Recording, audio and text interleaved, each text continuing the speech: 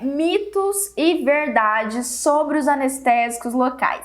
Eu selecionei aqui 13 afirmativas sobre anestésicos locais. Ok, docs, e aí? Os anestésicos locais são as drogas mais seguras no controle da dor. Mito ou verdade?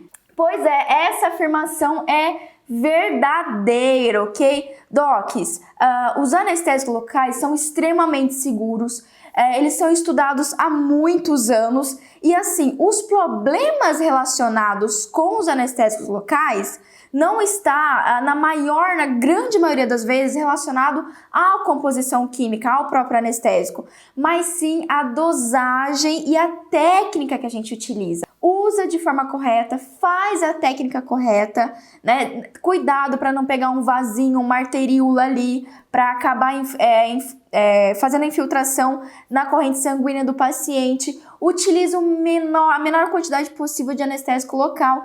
Isso vai manter seguro. Então, os anestésicos locais, extremamente estudados há anos, e são realmente os melhores medicamentos, as melhores drogas no controle da dor. Por quê? Porque eles fazem um bloqueio total da dor, certo? Segunda afirmativa, prestem atenção aí. Eu não uso adrenalina, eu prefiro utilizar vasoconstritor com epinefrina, ok? Isso é verdade ou isso é mito? Por que essa afirmativa é mito, docs? Olha aí, atenção, concurseiros da vida. Adrenalina e epinefrina são as mesmas coisas, doc. Na verdade, isso é uma baita de uma pegadinha e os dois, ambos têm a mesma estrutura química. Então, quando a gente fala adrenalina e quando a gente fala epinefrina, a gente está falando a mesma coisa, tá legal? Então, lá nos tubetes odontológicos, os vasoconstritores, a adrenalina e epinefrina é igual, é semelhante, é a mesma coisa, é um sinônimo, beleza? Muito bem, vamos para a terceira afirmação, então. Terceira afirmação, segura aí. Olha lá, vou ler para vocês. A concentração de adrenalina dos anestésicos locais é menor nos produtos que contêm a concentração 1 para 100 mil do que naqueles que têm a concentração 1 para 200 mil de adrenalina. O que é mais concentrado? 1 para 100 mil ou 1 para 200 mil, docs? Bem, isso é mito. É só a gente fazer aquela comparação. Imagina que você pega uma colher de açúcar e coloca em 100 ml de água, ok? Aí você pega a mesma colher de açúcar e coloca em 200 ml de água. Qual vocês acham que está mais concentrado? O que tem o menor número, o que tem 100 ml. A mesma coisa para o tubete. Quanto menor o número escrito no tubete, vai ser maior a concentração do anestésico local, ok? Vamos para a quarta, então, alternativa para vocês me falarem aí. O vasoconstritor, a adrenalina, né? É perigoso e não pode ser usado em pacientes cardiopatas e gestantes. Agora eu quero ver. E aí, isso é mito ou isso é verdade, docs? Me respondam. É mito. Parabéns aí para quem mandou, é mito. Lógico que pode sim. Bom, o que a gente precisa pensar, né? A gente tem que pensar que é diferente, primeiro, as concentrações, né? Quando a gente pensa na adrenalina do tubete anestésico, vamos por partes. Do tubete anestésico odontológico, a concentração é bem menor em relação, por exemplo, à adrenalina de uso hospitalar. Por exemplo, enquanto mais ou menos, vamos pegar um tubete de lidocaína com adrenalina, né, ou epinefrina, enfim, numa proporção aí de 1 para 100 mil. Essa é a diluição normal do vasoconstritor dos nossos anestésicos. Sabe quanto que é a diluição da adrenalina que usa no hospital, por exemplo, para reverter uma parada cardiorrespiratória, para reverter aí alguma situação de emergência? 1 para 1000! Essa é a concentração. Olha como é concentrado. Então, a adrenalina que a gente usa no hospital, de uso médico, ela é extremamente mais concentrada do que a nossa, que a gente usa no consultório odontológico, ok? Então, esse é o primeiro ponto. O que a gente usa é muito mais leve, digamos assim. E a chance da gente ter alguma intercorrência com essa adrenalina no paciente cardiopata ou gestante, ela é muito, muito pequena. Como eu falei lá na primeira afirmação, só se a gente usar em abuso, né? Ultrapassar a quantidade de vasoconstritor ali, a quantidade de tubete anestésico. Ou se a gente fazer uma infiltração na corrente sanguínea do paciente, pegar uma artéria, pegar um vasinho ali. Então, isso sim pode dar alguma complicação. Agora, quando a gente pensa numa anestesia normal, padrão, tá tudo bem. Além disso, posso utilizar adrenalina em gestante e cardiopata? Tem um fator muito importante. A adrenalina, ela é um hormônio que é endógeno, né? Que é a epinefrina, a adrenalina, enfim. Ela é um hormônio endógeno. O que é isso? Nós, naturalmente, produzimos a adrenalina, é a suprarrenal que produz esse hormônio. Assim, o cardiopata e a gestante também vão produzir esse hormônio. Então é mais uma dica para vocês terem, né, quebrar um pouco o mito aí da adrenalina. Não é o caso de vocês, seja todo mundo acertando aí, mas é importante a gente lembrar disso. Então o próprio organismo produz adrenalina. Pode utilizar, é seguro, é muito mais interessante a gente usar a adrenalina para fazer a ação vasoconstritora, não ter um sangramento exacerbado, manter mais tempo o anestésico local na região, para manter mais tempo o efeito anestésico, né? É muito mais prejudicial para a gestante, por exemplo, ela começar a sentir dor no meio do procedimento do que você fazer um anestésico com vasoconstritor, como adrenalina. Legal? Então, assim, tá tudo bem, não é perigoso, pode utilizar, mas limita só o seu uso a 2 tubetes por procedimento, especialmente em paciente cardiopata e gestante, tá bom? Quando a gente reduz a quantidade do anestésico, como eu falei, as chances de ter uma intercorrência são muito, muito menores. Vamos para a quinta, preparados aí? Quinta afirmação. O cardiologista do meu paciente solicitou que usasse lidocaína sem vasoconstritor, pois em cardiopatas o vasoconstritor pode ser danoso, pode ser perigoso. Isso é mito, isso é mito. Vamos explicar por quê? Então, o médico, para ele, qual que é o vasoconstritor? Qual é o anestésico que ele usa? Ele usa aquela lidocaína com epinefrina 1:1000, que é extremamente concentrada. Então, na cabeça dele, quando o dentista tem que fazer anestesia, na cabeça dele, muitos deles, é nessa concentração. É um anestésico extremamente concentrado. Então, é lógico, como médico, que eu ia contraindicar. É lógico que eu vou contraindicar.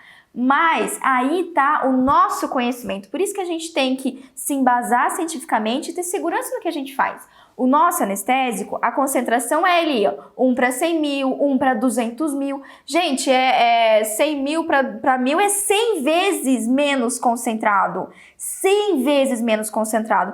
Por isso, não justifica a gente utilizar um anestésico sem vaso para pacientes cardiopatas. Esse é o motivo número 1. Motivo número 2 é o seguinte: quando a gente utiliza um anestésico sem vaso, geralmente esses anestésicos, eles têm uma duração mais rápida, o sem vaso, ok? Lido sem vaso, ou MEP sem vaso. MEP dura um pouquinho mais, mas lido sem vaso, por exemplo, dura muito pouco. É muito rápida a ação dele, é de 5 a 10 minutos. Agora me fala, como é que você consegue fazer uma exodontia de forma segura, né? Um procedimento tranquilo em 5 minutos? Tudo bem, tem gente aí que eu sei que é super rápido na cirurgia. Faz extração de terceiro molar em 5 minutos, eu sei. Mas assim, não é todo mundo. Por isso, vale muito mais a pena eu usar o vasoconstritor para manter um anestésico ali na região, ter uma efetividade no meu bloqueio anestésico e fazer meu procedimento com muito mais segurança, sem dor para o paciente, do que ele passar dor. Porque se o cardiopata tiver um estresse, sentir dor, sentir desconforto durante o procedimento odontológico, aí sim as chances dele ter uma intercorrência médica grave são bem mais altas. Sexta, vamos lá, presta atenção então. Sexta afirmativa, a felipressina é um vasoconstritor bastante seguro para pacientes com problemas cardiovasculares. A gente falou que pode utilizar a adrenalina ali, Pamela, ok. Mas e a felipressina? É verdade que ela é o mais seguro para paciente com doença cardiovascular, esse vasoconstritor, a felipressina? O que a literatura traz pra gente?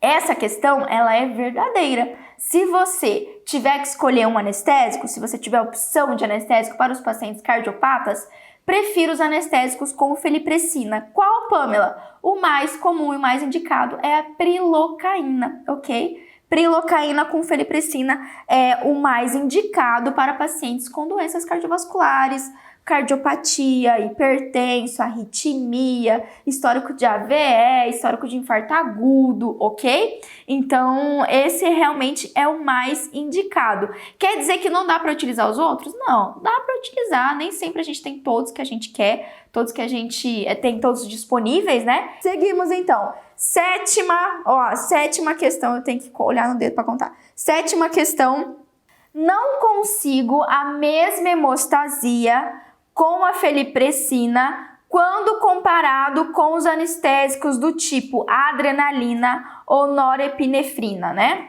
Ou epinefrina e norepinefrina. Quem tem ação aí mais vasoconstritora? Vai ser epinefrina e norepinefrina ou vai ser a felipressina? É isso aí, Doc, é verdade, ok? A felipressina, ela vai ter uma ação mais venosa, ok? E ela não vai fazer tanta vasoconstrição como a epinefrina e a norepinefrina. E aí, se a gente for comparar, tá? Epinefrina com norepinefrina, a epinefrina ainda assim é mais vasoconstritora do que a norepinefrina. Se for para você escolher aquele anestésico com a melhor hemostasia, imagina aquele paciente com maior risco de sangramento. Vamos dizer, um paciente que tem uma discrasia sanguínea, enfim, ou usa anticoagulante. Qual que é o melhor vaso que eu posso escolher? Sempre epinefrina. Esse vai ser a maior ação vasoconstritora. Se não tiver esse, tem a norepinefrina e tem a felipressina no último caso. Combinado? Muito bem. Seguindo então, vamos para a nossa oitava afirmativa. Mandem aqui para mim se é verdade ou mito. Presta atenção então, olha lá. A prilocaína é o anestésico local indicado para todos os pacientes, sem exceção. Isso é mito ou isso é verdade? Pois é, docs, é fake news, isso mesmo, ok? Na verdade, a prilocaína ela é contraindicada para pacientes gestantes e para pacientes com anemia. Por quê, Pamela? É o seguinte, ó, vou pegar a nossa cola aqui. A prilocaína, ela pode levar, né, tem o risco aumentado aí dos pacientes terem metemoglobinemia, ok? Tanto a gestante como pacientes anêmicos tem o risco aí de ter metemoglobinemia. Essa metemoglobinemia é uma alteração da ligação do oxigênio com a hemácia. Então aqui eu tenho uma chance de, no caso da grávida, posso ter um risco de contração uterina, além do caso dos pacientes também, nos pacientes anêmicos, eu posso exacerbar o quadro de anemia, tudo bem? Então ela vai ter esse efeito colateral. Por isso, prilocaína é contraindicado nesse caso gestante e pacientes anêmicos. Pamela, mas e aí? Só tenho prilocaína lá no postinho, lá no SUS. A única coisa que me colocaram foi a prilocaína. Eu acho raro, porque eu tô faz um ano pedindo no céu prilocaína, ainda não compraram a minha medida prilocaína. E porque é super indicado para pacientes cardiopatas. E aí, o que eu faço? Não dá para eu utilizar? Não anestesio a gestante ou o paciente com anemia? Não, docs, nesse caso é o seguinte, como eu sempre falo, use o bom senso. Antes você utilizar, lógico, anestésico, com vasoconstritor, do que você não fazer. Só que aí limite seu uso, dois tubetes, como a gente já falou desde o início da live, ok? Mas é realmente isso, anota aí, prilocaína evitar é contraindicado em gestantes e pacientes anêmicos. Nona questão, nono. Nona questão, vamos lá, docs. A anestesia local não pega se o paciente estiver nervoso. E aí, hein? Mais uma vez, a anestesia local não pega se o paciente estiver nervoso. Isso é mito ou isso é verdade? Segundo a minha literatura aqui, a maioria das pessoas chegam nervosas. Qual é a a resposta, então, isso é mito ou é verdade? Na verdade, gente, é uma verdade relativa. Vamos colocar assim. Como assim? O que a gente sabe é que quando o paciente tem um nível alto de estresse e de medo, isso a ciência já mostrou, o limiar de dor desse paciente diminui bastante. Então, não é que a anestesia não acontece, ou não pega, ou não foi efetiva, mas pode ser que mesmo anestesiados, esses pacientes tenham ainda uma sensibilização, ainda fica sensível.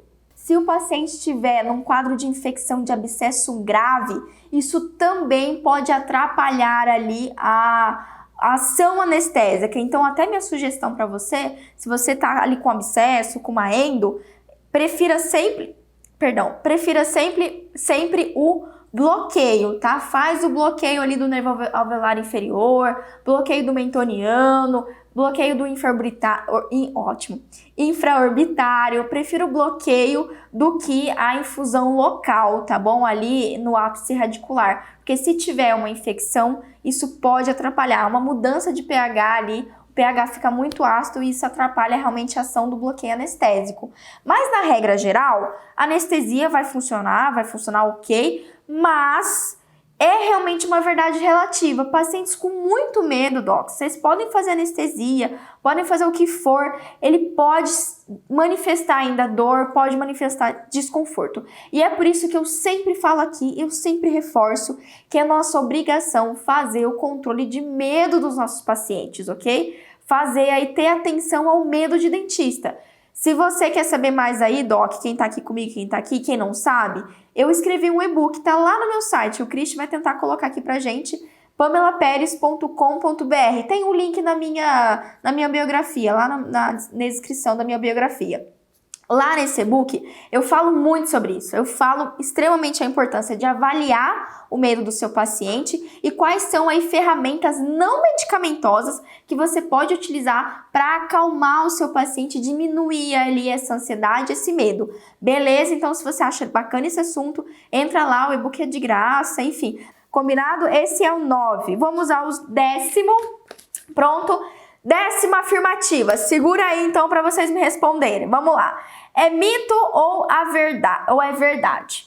Se acontecer um efeito adverso relacionado à anestesia, é sinal que o produto que eu estou usando está com algum problema.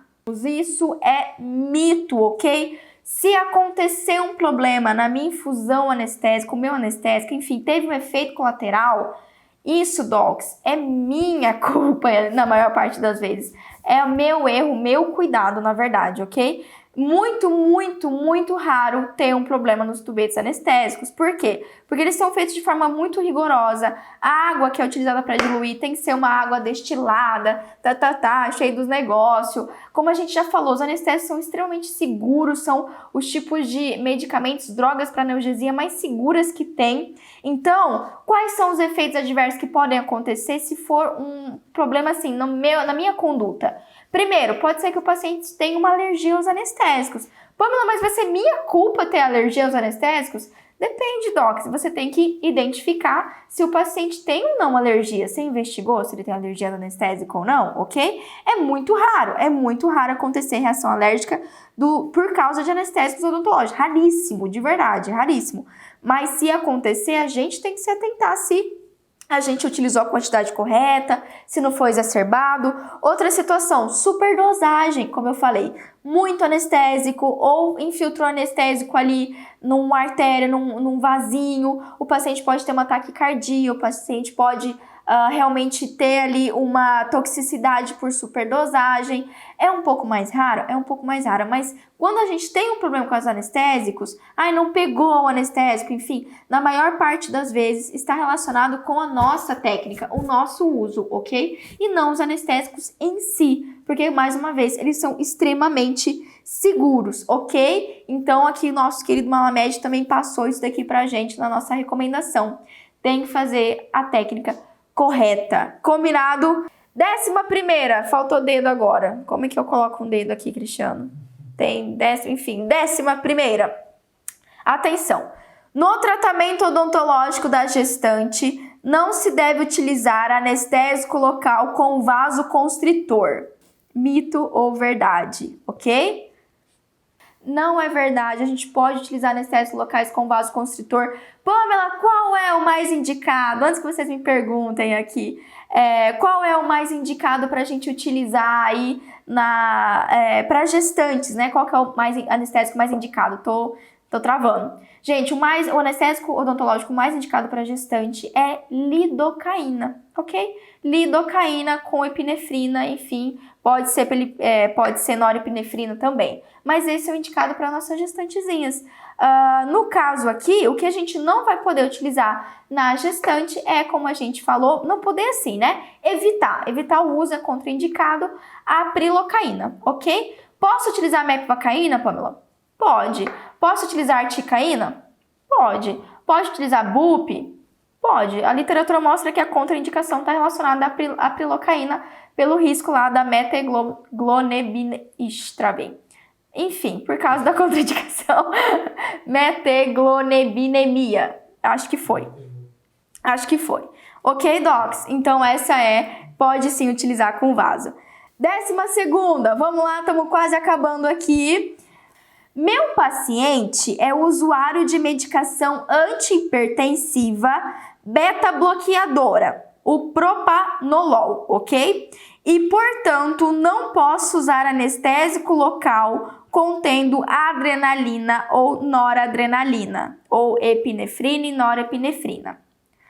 Não é que você não pode usar, mas não está tão errada essa questão aqui, tá? Vamos dizer que é parcialmente verdade. O que é parcialmente verdade? Existe aí, anotem se vocês não sabem, mas existe aqui uma interação medicamentosa entre os beta-bloqueadores e os vasoconstritores do tipo adrenalina e noradrenalina. O que acontece aqui? Os beta-bloqueadores aumentam o tempo da duração do anestésico, da ação vasoconstritora, ok? Então, na verdade, não é que a gente não pode fazer. A gente pode fazer sim. É mentira dizer que não pode utilizar adrenalina para paciente que usa beta-bloqueador.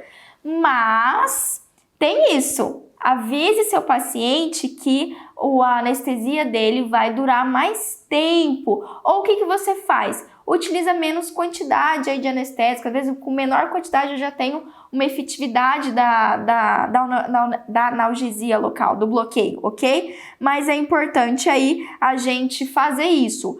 Falar para ele que aumenta a ação do vasoconstritor e que também pode ter um aumento leve na pressão arterial. Não contraindica. Se eu tiver só um anestésico com vasoconstritor e meu paciente é hipertenso e faz uso de beta-bloqueador, eu vou deixar de usar? Não vou. Mas fique atento. 13ª afirmação. Vamos lá.